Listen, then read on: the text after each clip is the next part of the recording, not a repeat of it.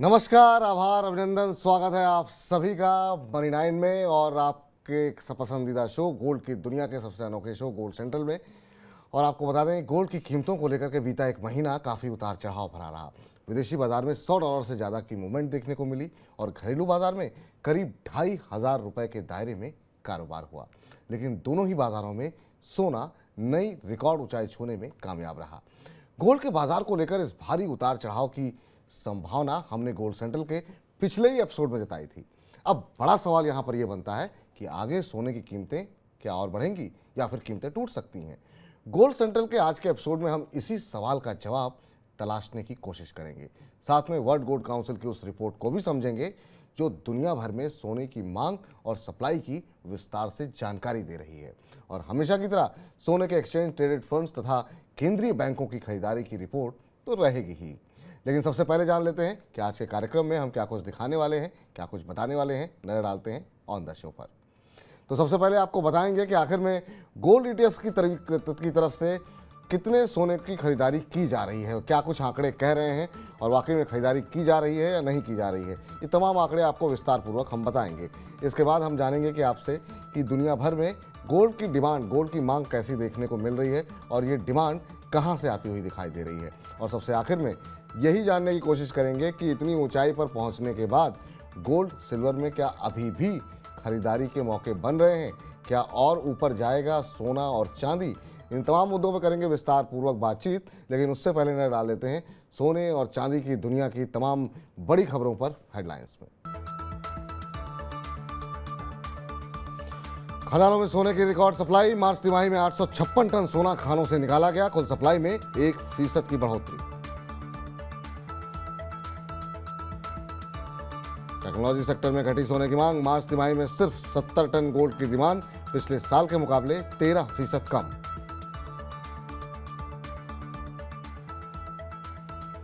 Record स्तर पर केंद्रीय बैंकों की गोल्ड खरीद। जनवरी से मार्च के दौरान 228 टन सोना खरीदा। सिंगापुर और चीन के सेंट्रल बैंक सबसे बड़े खरीदार।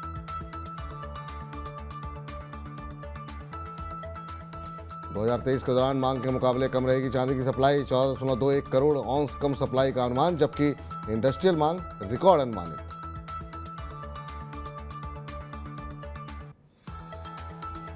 और पिछले हफ्ते रिकॉर्ड स्तर पर पहुंचा सोने और चांदी का भाव। आज गोल्ड सेंट्रल में जानेंगे भविष्य की कीमतों का आउटलुक।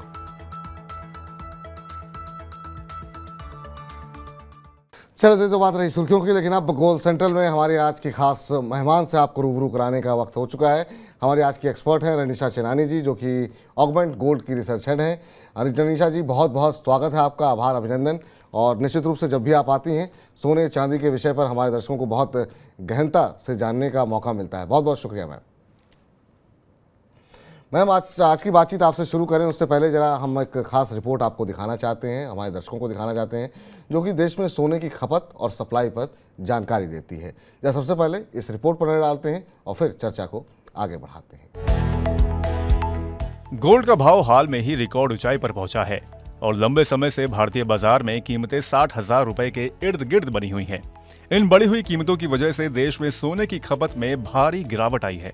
न सिर्फ ज्वेलरी बल्कि निवेश के लिए भी सोने की मांग में गिरावट देखने को मिली है। मार्च तिमाही के दौरान हुई सोने की खपत के आंकड़े देख लीजिए। खपत 10 तिमाही में सबसे कम है और पिछले साल की मार्च तिमाही के मुकाबले 17% घटी है। इस साल मार्च तिमाही के दौरान देश में सिर्फ 112.5 टन सोने की खपत हुई है। पिछले साल यह आंकड़ा 135.5 टन था और पिछले साल के दिसंबर तिमाही में तो 276 टन से ज्यादा सोना देश में खप गया था। कोरोना की शुरुआत वाले साल 2020 को छोड़ दें तो 2016 के बाद कभी भी देश में किसी भी तिमाही में इतने कम सोने की खपत नहीं हुई है। देश में सोने की जितनी भी खपत होती है उसमें 60 से 70% खरीद ज्वेलरी के लिए होती है और गोल्ड का भाव बढ़ने की वजह से ज्वेलरी की मांग पर असर पड़ा है, जिस वजह से सोने की बिक्री में गिरावट आई है। मार्च तिमाही के दौरान देश में ज्वेलरी के लिए सिर्फ 78 टन सोने की मांग दर्ज की गई थी। पिछले साल जनवरी में मार्च में यह आंकड़ा 94 टन हुआ करता था। कुछ ऐसा ही हाल सोने के बार और सिक्कों की मांग को लेकर भी है। मार्च तिमाही में इनकी मांग भी 17% घट गई है। इस साल जनवरी से मार्च के दौरान देश में सोने के बार और सिक्कों की मांग सिर्फ 34 टन दर्ज की गई है। जबकि पिछले साल मार्च तिमाही में यह आंकड़ा 41 टन के ऊपर था। देश में पहले कभी भी सोना इस भाव पर नहीं बिका है जो भाव पिछले हफ्ते देखने को मिला। 1 तोला सोना खरीदने के लिए 60,000 रुपए से ज्यादा चुकाने पड़ रहे हैं। बढ़े हुए भाव की वजह से रिटेलर्स उतना ही सोना उठा रहे हैं जितना ग्राहक ऑर्डर दे रहा है। यही वजह है कि सोने की मांग में भारी गिरावट आई है। चलो देखिए, हमने एक खास रिपोर्ट रनिशा जी, इस रिपोर्ट में हमने देखा कि भारत में सोने की खपत में गिरावट देखने को मिली है। सबसे पहले तो आपसे ये जानना चाहेंगे कि इसकी आप वजह क्या मानती हैं? क्या ये चूँकि मार्च तिमाही थी और तमाम लोगों को जो है अपनी जो है ITR फाइल करने होते हैं, इसकी वजह से, या कुछ और कारण मानती है? और आगे चल करके क्या डिमांड में कुछ सुधार देखने को मिलेगा या फिर इसी तरह की जो स्थिति है वो बनी रहेगी? जी नमस्कार। मुझे लगता है कि जिस तरह से गोल्ड की प्राइसेस लगातार पिछले नवंबर मंथ से बढ़ रही है, पिछले 5-6 महीने में हमने देखा है कि गोल्ड की प्राइसेस लगभग 12% जितनी बढ़ चुकी है। 55,000 के आसपास ट्रेड कर रही थी नवंबर 2022 में एंड लगातार बढ़ते हुए अभी हम 62,000 के आसपास ट्रेड कर रहे हैं। तो ये से बड़ा कारण है कि प्राइसेस इतना लगातार बढ़ी है, कभी लोग यूज टू नहीं हुए हैं इस प्राइसेस के पर। 60,000 जो लेवल है ये बहुत ही इम्पोर्टेंट साइकोलॉजिकल लेवल था, तो लोगों को लगता था प्राइसेस यहाँ रुक जाएंगी, बट नहीं, यहाँ से भी प्राइसेस और बढ़ती जा रही है। और लोगों का आउटलुक था कि जिस तरह गोल्ड ने 10-12% का रिटर्न हर साल दिया है, तो इस साल भी हम उतना देखेंगे प्राइसेस को बढ़ते हुए। बट ये जो रिटर्न्स है वो आने वाले 2023 के शुरू होते ही 2-3 महीने में ही आ गए हैं। तो इतनी तेजी की रफ्तार से प्राइसेस का बढ़ना सबसे बड़ा कारण है कि हमने देखा है कि ज्वेलरी की डिमांड कम हुई है। ओवरऑल हम पूरे साल में 800 टन जितना गोल्ड यूज करते हैं इंडिया में, उसमें से अराउंड 600 टन जो है वो ज्वेलरी होता है। तो हर क्वार्टर का अगर आप देखें तो लगभग 150 टन जितनी ज्वेलरी की डिमांड रहती है। बट जैसे इस बार हमने देखा है कि सिर्फ 78 टन का ज्वेलरी का डिमांड रहा है, जो बिल्कुल हाफ है। ये रीजन है कि लोग वेट कर रहे थे कि प्राइसेस नीचे आएंगे तो हम बाय करेंगे, बट ऐसा हुआ नहीं है। बट अभी ग्रेजुअली इस क्वार्टर में मुझे लग रहा है, जिस तरह से फेस्टिवल्स आए हैं, अक्षय तृतीया आया, तो धीरे धीरे लोगों ने बाइंग करना स्टार्ट कर दिया है। एक न्यू नॉर्मल बन गया है कि गोल्ड की प्राइस अभी 60,000 से नीचे नहीं जाएगी। इस वजह से हमने देखा है कि अभी बाइंग लौट रही है। तो ग्रेजुअली इस क्वार्टर के दौरान हम देख सकते हैं कि पिछले क्वार्टर की रिकवरी हो सकती है। तो पिछले क्वार्टर के मुकाबले इस क्वार्टर में जो है रिकवरी देखने को मिलेगी, ऐसा मानना है रनिशा जी का। और खासतौर से सही बात कह रही हैं रनिशा जी की, बहुत सारे लोग इस बात के इंतजार में थे कि अब इतना ऊपर तो नहीं जाना चाहिए, शायद कुछ नरमी देखने को मिले। लेकिन आगे बढ़ते हैं। मैम, हमने देखा कि पिछले हफ्ते वर्ल्ड गोल्ड काउंसिल ने दुनिया भर में सोने की मांग और सप्लाई को लेकर के एक रिपोर्ट जारी की, और इस रिपोर्ट में कहा गया कि मार्च तिमाही के दौरान दुनिया में सोने की कुल सप्लाई में बढ़ोतरी देखने को मिली है। हालांकि खदानों में सोने की सप्लाई रिकॉर्ड स्तर पर रही और रिसाइकलिंग के जरिए होने वाली सप्लाई भी बढ़ी है। मार्च तिमाही के दौरान दुनिया भर में खदानों से 856 टन सोने की सप्लाई हुई है, जो किसी भी कैलेंडर वर्ष की पहली तिमाही में अब तक की सबसे ज़्यादा सप्लाई है। मार्च तिमाही के दौरान दुनिया भर में रिसाइकलिंग के जरिए 310 टन सोना बाजार में पहुंचा है, जो कि 2016 के बाद किसी भी वर्ष की मार्च तिमाही में सबसे ज़्यादा रिसाइकलिंग गोल्ड सप्लाई देखने को मिली है।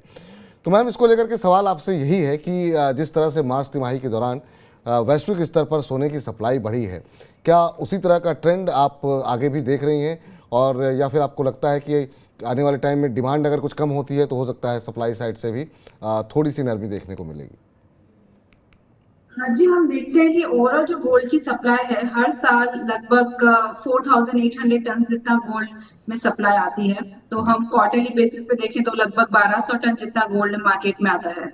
उस 1,200 टन में से 850 से 900 टन जितना है वो गोल्ड माइनिंग से आता है। बाकी का जो है 250 से 300 टन जितना वो रिसाइकल गोल्ड होता है। तो जिस तरह से हमने देखा है कि 850 टन जो गोल्ड की सप्लाई आई है पिछले क्वार्टर में, वो मुझे नहीं लगता है कि बहुत ज्यादा बड़ी है या कम है। बट ये 2022 में हमने देखा था कि ओवरऑल जो गोल्ड की सप्लाई है वो बड़ी है। तो देखा जाए पिछले 10 सालों में हर साल सप्लाई जो है वो बढ़ती जा रही है। जो मैंने बताया 4,800 टन की सप्लाई पिछले साल थी। 10 साल पहले आप देखेंगे तो जो सप्लाई थी वो 4,300 टन थी। तो हर साल 2 से 3% सप्लाई बढ़ती जा रही है। माइनिंग सप्लाई जो है बढ़ता जा रहा है, रिसाइकल गोल्ड का भी सप्लाई बढ़ता ही जा रहा है। तो मार्केट में ज्यादा ज्यादा गोल्ड आ रहा है क्योंकि डिमांड इतनी है। तो ज्यादा से ज्यादा माइंस जो है वो ज्यादा गोल्ड माइन कर रही है, एंड डिमांड को वो खत्म करने के लिए जो डेफिसिट ना हो, इस वजह जी। से ज्यादा से ज्यादा हम गोल्ड को देख रहे हैं मार्केट में आ रहा है। तो जो ये ट्रेंड है बढ़ती हुई सप्लाई का, वो लगातार 10-12 सालों से है। इस बार वो नया नहीं है कि इस बार हुआ है, वो आगे भी होता रहेगा। धीरे धीरे माइंस अपना सप्लाई बढ़ाती रहेंगी, तो ये नॉर्मल है। चलिए, तो ये सामान्य स्थिति है। लेकिन इस बीच दुनिया भर में सोने की जितनी खपत होती है उसमें आधी खपत लगभग ज्वेलरी के तौर पर होती है। और वर्ल्ड गोल्ड काउंसिल की रिपोर्ट बताती है कि मार्च तिमाही के दौरान दुनिया भर में ज्वेलरी के लिए सोने की मांग में हल्की बढ़ोतरी देखने को मिली है। हालांकि भारत में मांग 17% घटी है, लेकिन चीन में बड़ी मांग की वजह से मार्च तिमाही के दौरान वैश्विक स्तर पर ज्वेलरी के लिए सोने की मांग करीब 478 टन रही, जो कि कैलेंडर वर्ष 2022 की मार्च तिमाही के मुकाबले करीब 1% ज़्यादा है। रनिशा जी, आपसे जैसा जाना चाहेंगे, और अभी पहला सवाल भी वही था कि आगे चल के क्या भारत और वैश्विक स्तर पर ज्वेलरी के लिए सोने की मांग में बढ़ोतरी होगी, क्योंकि आप जैसा कह रही थी कि अब अगले क्वार्टर में जो है रिकवरी देखने को मिलेगी डिमांड के अंदर, भारत के अंदर। तो यहाँ पर क्या इंटरनेशनली भी और भारत में भी क्या सोने की मांग में बढ़ोतरी होगी, खासतौर से ज्वेलरी सेक्टर में? ज्वेलरी की जो डिमांड रहती है वर्ल्ड ओवर, लगभग 1900 से 2000 टन जितना हम ज्वेलरी की डिमांड हर साल आते हुए देखते हैं। और जैसे हमें पता है कि इंडिया और चाइना सबसे बड़े कंज्यूमर्स हैं, तो 60% जो डिमांड है इन दो कंट्रीज में से आती है। तो 600 टन लगभग इंडिया से कंजम्पशन होता है, 600 टन लगभग चाइना से कंजम्पशन होता है। तो इंडिया में इस बार इस तरह से हमने देखा है कि डिमांड कम हुई है लास्ट क्वार्टर में, बट वो हमने देखा है कि चाइना से डिमांड बढ़ी है। तो ये कंपनसेट हो चुका है कि ओवरऑल जो वर्ल्ड की जो डिमांड है ज्वेलरी की, वो उतनी की उतनी ही है। तो इंडिया के नंबर्स नीचे जाने से चाइना के नंबर्स अच्छे आए हैं, क्योंकि वहां पे कोरोना की वजह से जो कॉस्ट रेस्ट्रिक्शंस थे वो फर्स्ट क्वार्टर में खुल गए, तो काफी अच्छी डिमांड ज्वेलरी की देखी गई, काफी शॉप्स में काफी अच्छी हलचल देखी गई। तो इस क्वार्टर में भी मुझे लगता है कि कोई कंट्री में अगर कम रहता है तो कॉम्पनसेट हो जाता है, जी। ओवरऑल डिमांड अच्छी रहेगी। इंडिया में मुझे लगता है कि ये सभी रिकवरी आ रही है, बट अभी भी थोड़ा टाइम लगेगा। मुझे लगता है 2023 में हम पिछले साल से कंपैरिजन में थोड़ी ज्वेलरी की डिमांड कम देखेंगे, because people are not use to this high level prices. तो टाइम लगेगा उनको, जो वेट कर रहे हैं, जो जितना हो सके पोस्टपोन करने की कोशिश कर रहे हैं कि हमें अभी खरीदने की जरूरत नहीं है तो नहीं खरीदें, या फिर लाइट वेट ज्वेलरी खरीदें। बिल्कुल। तो वो जिसको 50,000 की ज्वेलरी खरीदनी है वो उतनी ही खरीदेगा। पहले अगर 50,000 में उसको 10 ग्राम मिलता था तो वो उतना, अभी वो 50,000 में उसको 6 या 7 ग्राम मिल रहा है, तो उतना ही खरीदेगा। तो जो ओवरऑल डिमांड है वो कम हो रही है, बट ये जो जिसका पैटर्न है कितनी अमाउंट की ज्वेलरी खरीदनी है वो उतना ही खरीद रहा है इंसान। बिल्कुल जो है, लेकिन इस बीच जो है पिछले कुछ महीनों से दुनिया भर के केंद्रीय बैंक सोने के बड़े खरीदार बनकर उभरे हैं, और उनकी खरीदारी का ये सिलसिला मार्च तिमाही में भी बरकरार रहा। जनवरी से मार्च के दौरान दुनिया भर के केंद्रीय बैंकों ने 228 टन से ज़्यादा सोने की खरीद की, जो किसी भी कैलेंडर वर्ष की मार्च तिमाही में हुई अब तक की सबसे ज़्यादा खरीद है। दिसंबर और सितंबर तिमाही से अगर तुलना करें तो खरीद घटी जरूर है। दिसंबर तिमाही में दुनिया भर के केंद्रीय बैंकों की कुल खरीद 379 टन और सितंबर तिमाही में 478 टन ये दर्ज की गई है। लेकिन तुलना अगर 2022 की मार्च तिमाही से हो तो इस साल मार्च तिमाही में केंद्रीय बैंकों की कुल खरीद 176% बढ़ी है। मार्च तिमाही के दौरान दुनिया भर में सिंगापुर, चीन और तुर्की के केंद्रीय बैंक सोने के सबसे बड़े खरीदार बनकर उभरे हैं। सिंगापुर के केंद्रीय बैंक ने 69 टन और चीन के केंद्रीय बैंक ने 58 टन सोने की खरीद की है। तो प्रश्न आपसे यही होगा रनिशा जी कि मार्च तिमाही में केंद्रीय बैंकों की मजबूत खरीद की शुरुआत देखने को मिली है, क्या ये खरीद का सिलसिला आगे भी बना रहेगा? क्योंकि काफ़ी हद तक हमने देखा कि जम करके खरीदारी हो रही है। रिसेशन को लेकर के अब चूँकि कुछ एक बातें ऐसी हो रही हैं कि शायद रिसेशन की स्थिति ना देखने को मिले, यूएस के अंदर, यूरोप के अंदर स्लोडाउन से ही काम बन जाए। तो ऐसे में क्या वाकई में अभी ये खरीदारी जारी रहेगी? आपको लगता है कि नहीं, अभी ये सिलसिला जो है थोड़ा थम सकता है? ये हमने देखा था कि सेंट्रल बैंक की जो बाइंग है वो पिछले साल ही काफी शुरू हो गई थी। लगातार वो बाय कर रहे हैं, जमकर बाय कर रहे हैं सेंट्रल बैंक, और उसका मेन रीजन है कि वो अपने पोर्टफोलियो को डाइवर्सिफाई करना चाहते हैं। तो ओवरऑल अगर आप कोई भी सेंट्रल बैंक का पोर्टफोलियो देखेंगे, रिजर्व्स देखेंगे, तो उसमें ऑलमोस्ट 50 to 60% डॉलर रिजर्व्स होते हैं, एंड गोल्ड जो है वो 5 to 10% होता है। तो जिस तरह से डॉलर की वैल्यू घट रही है एंड गोल्ड की वैल्यू लगातार बढ़ रही है, इन्फ्लेशन इतने हाई लेवल्स पर है, यूएस में जो ट्रेजरी है उसकी यील्ड्स घट रही है, तो उस वजह से सारी की सारी सेंट्रल बैंक्स अपने पोर्टफोलियो को डाइवर्सिफाई करके एक डी डॉलराइजेशन का ट्रेंड आ चुका है और हम देख रहे हैं कि गोल्ड में बहुत अच्छी बाइंग हो रही है। ये 2022 में ही देखा गया था जब रिकॉर्ड लेवल्स पर सेंट्रल बैंक ने गोल्ड बाय किया था। जी। यही सेम ट्रेंड 2023 में भी कंटिन्यू हुआ है जब हमने देखा है रिकॉर्ड बाइंग हुई है ऑन क्वार्टरली बेसिस। मुझे लगता है 2023 एक ऐसा ईयर रहेगा जो अगर ज्वेलरी की डिमांड अगर कम हो रही है तो investment demand from central banks वो उसे कंपनसेट कर लेगी। तो ओवरऑल जो है जो डिमांड है वो काफी अच्छी रहेगी इस साल। वो सेंट्रल बैंक है जहां से हम देख सकते हैं कि काफी इमर्जिंग मार्केट की सेंट्रल बैंक है जो लगातार गोल्ड में बाइंग कर रहे हैं। जिस तरह आपने बताया लास्ट क्वार्टर में सिंगापुर, इंडिया, चाइना, टर्की लगातार बाइंग कर रहे हैं। कुछ बिल्कुल। सेंट्रल बैंक है जिन्होंने बहुत पहले गोल्ड खरीदा था तो उसमें वो थोड़ी बहुत सेलिंग कर रहे हैं, उनको काफी अच्छा मुनाफा मिल रहा है। और कुछ सेंट्रल बैंक से अभी भी डाइवर्सिफाई करना चाहते हैं इसलिए और भी बाइंग कर रहे हैं। तो ये ट्रेंड कंटिन्यू रहेगा। 2023 में हम काफी अच्छी डिमांड देख सकते हैं सेंट्रल बैंक की। चलो, सेंट्रल बैंक की डिमांड 2023 में भी जारी रहेगी और काफ़ी अच्छी डिमांड यहाँ पर देखने को मिल सकती है। लेकिन पिछले कुछ वर्षों से टेक्नोलॉजी सेक्टर भी सोने का बड़ा कंज्यूमर बन करके उभरा है। लेकिन इस साल मार्च तिमाही के दौरान वैश्विक स्तर पर टेक्नोलॉजी सेक्टर में सोने की मांग 13% घटी है। जनवरी से मार्च के दौरान दुनिया भर के टेक्नोलॉजी सेक्टर में सिर्फ 70 टन सोने की खपत हुई है, जबकि 2022 की मार्च तिमाही में यह आंकड़ा 81 टन हुआ करता था। आर्थिक सुस्ती की वजह से इलेक्ट्रॉनिक सेक्टर में मांग जो है वो काफ़ी हद तक प्रभावित हुई है। तो हम आपसे जानना चाहेंगे, जिस तरीके से हम देख रहे हैं कि खासतौर से टेक्नोलॉजी सेक्टर में मांग में जो कमी देखने को मिली है, वो क्या आपको लगता है आने वाले समय में भी इसी तरीके से कमी रहेगी या फिर आने वाले टाइम में आपको लगता है कुछ रिकवरी देखने को मिल सकती है? जी, अगर हम टेक्नोलॉजी सेक्टर या इंडस्ट्रियल सेक्टर देखें तो गोल्ड की डिमांड में वो बहुत ही कम परसेंटेज कंस्टिट्यूट करता है। जो टोटल जो गोल्ड की डिमांड है 4800 टन, उसमें से इंडस्ट्रियल सेक्टर जो है वो लगभग देखा जाए तो सिर्फ 300 टन जितना कंट्रीब्यूट करता है, जो हुआ 6 से 7%। लगातार हम देख रहे हैं पिछले 10 सालों में इंडस्ट्रियल सेक्टर से गोल्ड की डिमांड कम हो रही है, जो लगभग 450 से 500 टन हुआ करती 10 साल पहले, वो अभी घट के 300 टन जितनी हो गई है।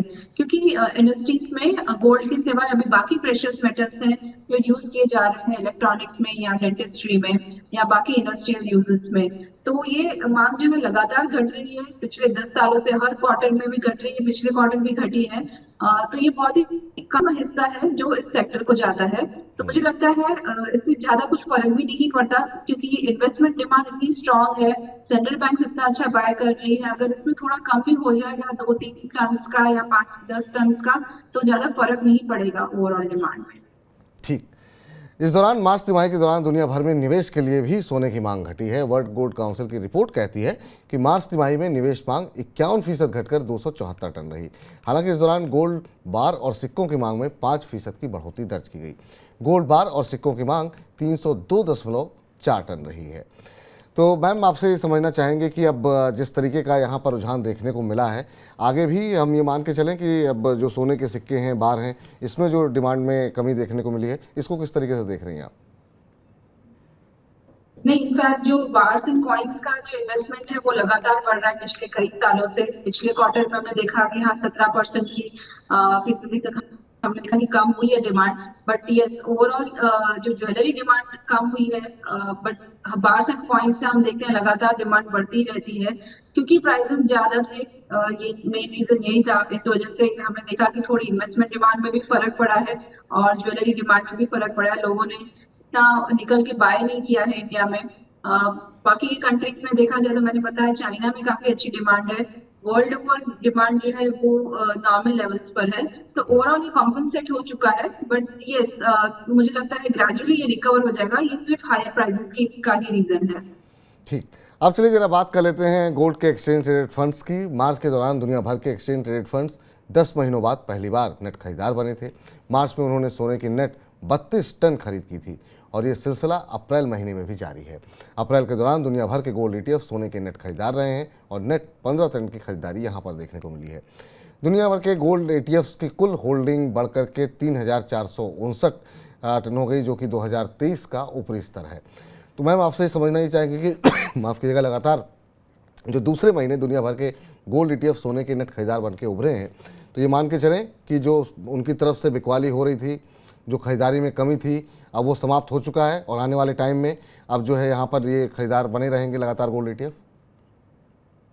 जी, जो गोल्ड ETF की होल्डिंग्स है उसके इनफ्लोज या आउटफ्लोज एक ये लगार्ड इंडिकेटर माना जाता है गोल्ड की प्राइसेस अगर हमें प्रिडिक्ट करना हो तो क्योंकि जो ये ETF के जो होल्डर्स हैं वो रिटेल पब्लिक होती है जो गोल्ड ETFs में बाय करते हैं, इंडिया में हो या US में हो। तो देखा जाए तो जब गोल्ड की प्राइसेस बढ़ना स्टार्ट होती है तब ये इन्वेस्टर्स नहीं आते हैं। जब ऑलरेडी बढ़ चुकी होती है फिर उन्हें लगता है अगर हम तो रह गए, हमने तो बाय किया नहीं, हमें अभी इन्वेस्ट करना चाहिए, तब ये ETF में इन्वेस्टमेंट किया जाता है। तो ये काफी लगातार इंडिकेटर है। हमने देखा है पिछले 6 महीने से लगातार प्राइसेस बढ़ रही है, बट जो ETF में इन्फ्लोस है अभी पिछले 2 महीने से सिर्फ बढ़ना स्टार्ट हुए हैं। तो मुझे लगता है ये तो सिर्फ अभी शुरुआत है। जिस तरह से अभी रिकॉर्ड हाई प्राइसेस हैं और इन्वेस्टर्स आएंगे और इसमें बाइंग होगी, और जिस तरह से कंसर्न्स बने हुए हैं रिसेशन के, डी डॉलराइजेशन की मैंने बात कही, जिस तरह से बैंकिंग क्राइसिस है, ये सारे कंसर्न्स हैं जो प्राइसेस को और यहाँ से ऊपर लेके जाएंगे। मुझे लगता है by the end of this year gold की प्राइसेस 70,000 तक ट्रेड कर सकती है इंडिया में।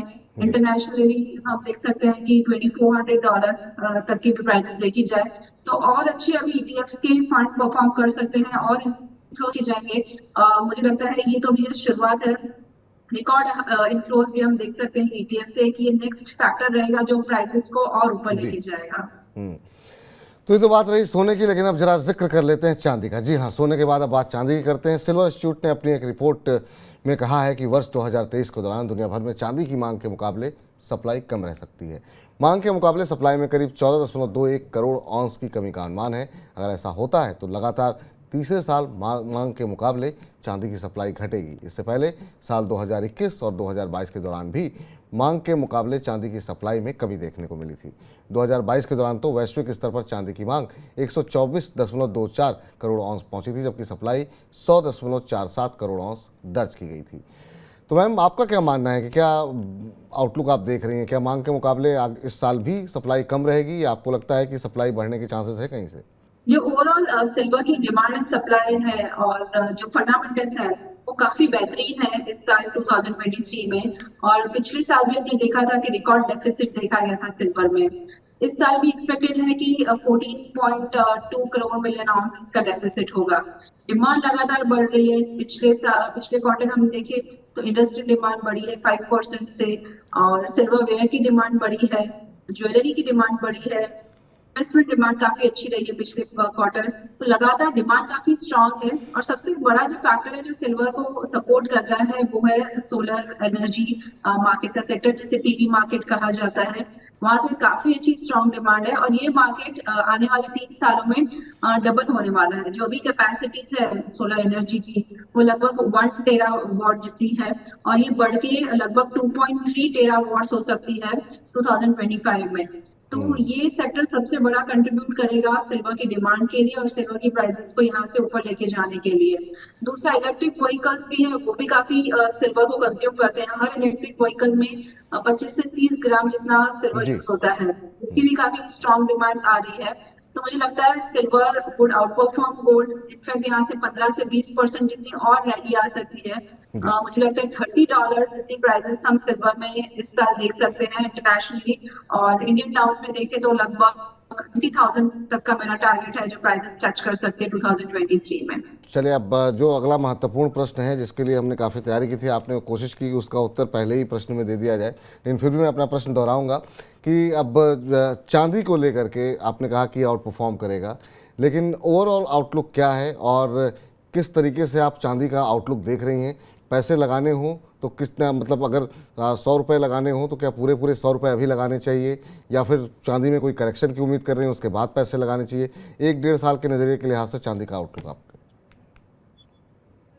जी, मुझे लगता है कि सिल्वर के लिए 2023 का काफी स्ट्रांग रहेगा। फंडामेंटल्स जो स्ट्रांग है ही, टेक्निकली भी देखा जाए तो काफी अरसे के बाद हमने देखा है कि कंसोलिडेशन रेंज के बाद हमने फाइनली प्राइसेस में ब्रेकआउट आते हुए देखा है $25 पर, एंड यहाँ पर 70,000 के ऊपर। तो मुझे लगता है यहाँ से 1 वे रैली कंटिन्यू रहेगी, 2 स्टेप अप 1 स्टेप डाउन। तो हर डिप्स पे इन्वेस्ट करना चाहिए। तो जो बेस्ट वे है सिल्वर में इन्वेस्टेड रहने का वो है SIP करें आप। थ्रू सिल्वर ETFs या फिर डिजिटल सिल्वर में भी आप SIP कर सकते हैं। हर महीने थोड़ा थोड़ा इन्वेस्ट कीजिए, तो आपको अच्छे रिटर्न्स मिलेंगे। या फिर अपने पोर्टफोलियो में अगर आपको सिल्वर ऐड करना है तो अभी भी अच्छा मौका है। 50% आप अभी लमसम बैंक कीजिए, 50% आप SIP में डाल दीजिए। तो आपको जी आने वाले 1.5-2 सालों में जो प्राइजेस है, मैंने जैसे बताया कि 90,000 मुझे टारगेट इस साल लग रहा है। नेक्स्ट ईयर तक शायद 1 लाख की प्राइजेस भी हम सिल्वर में आते हुए देखें। तो यहाँ से 25 से 30% तक का रिटर्न आपको आराम से मिल सकता है सिल्वर में। तो मेरी राय यही है कि आगे चल के काफी अच्छे रिटर्न्स की उम्मीद है। तो SIP एंड लमसम दोनों इन्वेस्टमेंट कीजिए, दोनों अपने पोर्टफोलियो में आप डाल सकते हैं। तो SIP और लमसम दोनों का विकल्प आपके पास खुला है। अच्छे खासे टारगेट यहाँ पर निकल करके आ रहे हैं चांदी के अंदर। लेकिन क्या सोने पर भी इसी तरह का बुलिश रवैया है निशा जी का, वो भी हम समझ लेते हैं। मैम, क्या चांदी की तरह ही रफ्तार रहेगी गोल्ड की, या फिर गोल्ड में जितनी रफ्तार आ चुकी है और जिस तरीके से तमाम लोग परेशान हैं, थोड़ी राहत मिलेगी, या आपको लगता है कि नहीं यहाँ पर भी अभी और ज़्यादा तेज़ी बाकी है? मुझे नहीं लगता है बहुत ज्यादा राहत मिलेगी प्राइसेस में। अगर थोड़े डिप्स आते हैं 2 से 3 हजार रुपए तक के ही डिप्स आ सकते हैं, ज्यादा नहीं लगता मुझे। क्योंकि जिस तरह से फेड है, US फेड का जो स्टांस हॉकिश हो चुका है कि अपने वो इंटरेस्ट रेट को यहाँ पे पॉज करेंगे या फिर आगे चल के बढ़ाएंगे उसको, तो ये सबसे बड़ा फैक्टर है जो प्राइसेस को सपोर्ट करेगा। जी दूसरा है जो रिसेशन की कंसर्न्स लगातार बढ़ते जा रहे हैं। इस साल हमने देखा है कि जो स्टार्ट ऑफ ईयर हमने देखा था जो रिसेशन कंसर्न्स थे, जो यहाँ प्रोबेबिलिटी थी, उससे भी बढ़ के अभी अभी हो चुकी है। जो सबसे बड़ा इंडिकेटर होता है, लीडिंग इकोनॉमिक इंडिकेटर, वो हर बार बताता है कि रिसेशन आ सकता है कि नहीं। इस बार वो इंडिकेटर बता रहा है कि रिसेशन आएगा। तो हम देख सकते हैं कि काफी नेगेटिव ग्रोथ या रिसेशन कंसर्न्स की वजह से गोल्ड में अच्छी बाइंग रहेगी। और बैंकिंग क्राइसिस जो अभी शुरुआत हुई है, सिर्फ 4 या 5 बैंक्स के हमने न्यूज सुने हैं। आगे चल के और भी बैंक्स आएंगे जिसके हम देखेंगे कि नेगेटिव न्यूज आएंगे, जी जो जिसकी वजह से इक्विटी में से पैसा निकल के गोल्ड में जाएगा। तो गोल्ड भी काफी अच्छा परफॉर्म करेगा। एंड मुझे लगता है बाय दिस ईयर एंड, मैंने जैसे बताया, $2400 का मेरा टारगेट है। एंड इंडियन प्राइसेस में देखें तो मुझे लगता है 70,000 के ऊपर प्राइसेस ट्रेड करेंगे। तो गोल्ड में भी SIP कीजिए, आप लमसम इन्वेस्टमेंट कीजिए, whatever is convenient to you, but put at least 20% of your portfolio in gold and silver this year. तो आपका ओवरऑल रिटर्न्स काफी अच्छे बने रहेंगे। जी। तो मैम, बहुत बहुत शुक्रिया, बहुत बहुत धन्यवाद आज की इस चर्चा में जुड़ने के लिए, अपना महत्वपूर्ण समय देने के लिए और बताने के लिए कि सोने चांदी में अभी क्या रणनीति अपनानी चाहिए। बहुत बहुत शुक्रिया आपका। Thank you. तो फिलहाल अब गोल्ड सेंट्रल के आखिरी पड़ाव पर हम पहुंचते हैं और समाप्त करने से पहले हर बार आपको एक रोचक जानकारी हम बताते हैं गोल्ड फन फैक्ट के माध्यम से।